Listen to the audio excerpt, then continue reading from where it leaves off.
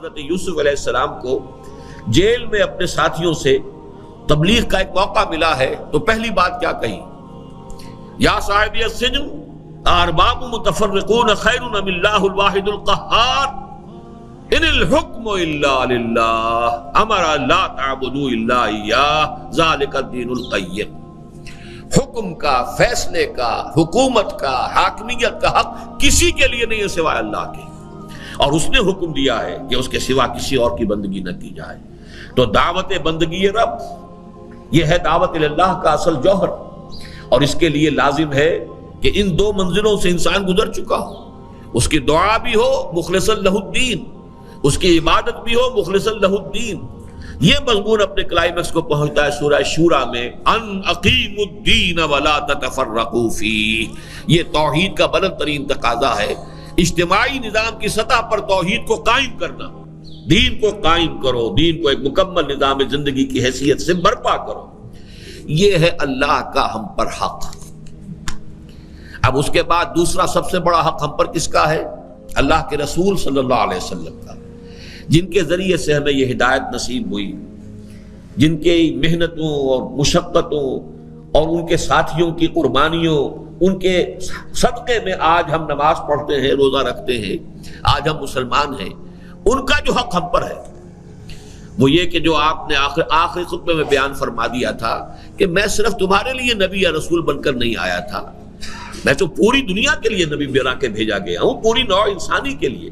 وما ارسلناک الا کافۃ للناس بشیرا ونذیرا لہذا فلیبلغ الشاہد الغائب۔ اب آج میرے کندھے سے یہ ذمہ داری اتر کر تمہارے کندھوں پر آ گئی ہے۔ گواہی لے لی، الا هل بلغت، کیا میں نے پہنچا دیا یا نہیں؟ اب پورے مجمع نے بیک زبان کہا انا نشہد انک قد بلغت وادیت ونصحت۔ ایک روایت میں اس سے بھی زیادہ تفصیل آئی ہے، انا نشہد انک قد بلغت الرسالۃ وادیت الامانۃ ونصحت الامۃ وکشفت الغمۃ۔ اے نبی، ہم گواہ ہیں کہ آپ نے حق امانت ادا کر دیا، حق رسالت ادا کر دیا، ہماری خیر خواہی کا حق ادا کر دیا، اور ساری گمراہیوں کے پردے چاک کر کے اب روشنی، ہدایت کی روشنی کو مبرہن کر دیا۔ پھر آپ نے فرمایا فلیبل، بلکہ اس سے پہلے اللہ سے بھی عرض کیا اللہم اشہد، اے اللہ تو بھی گواہ رہے، یہ مان رہے ہیں کہ میں نے ان کو تبلیغ کا حق ادا کر دیا ہے۔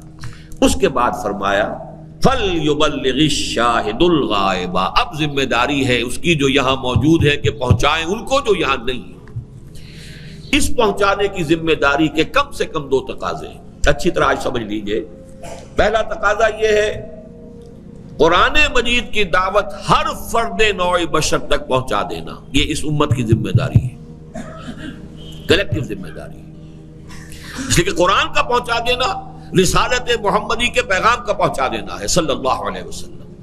سورہ انعام میں فرمایا گیا اوحی الی ھذا القرآن لانذرکم بہ ومن بلغ، اے نبی ان سے کہہ دیجئے یہ قرآن میری جانب وحی کیا گیا ہے تاکہ میں تمہیں بھی خبردار کر دوں اس کے ذریعے سے، اور جس تک بھی یہ پہنچ جائے۔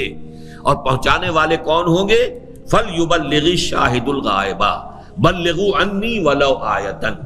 اور نمبر دو تقاضا یہ ہے کم سے کم کسی ایک ملک میں، دنیا میں، سائزیبل ملک میں، اللہ کے دین کا وہ نظام عملاً قائم کر کے دنیا کو دکھا دیا جائے کہ یہ ہے دین حق جو محمد لے کر آئے تھے صلی اللہ علیہ وسلم۔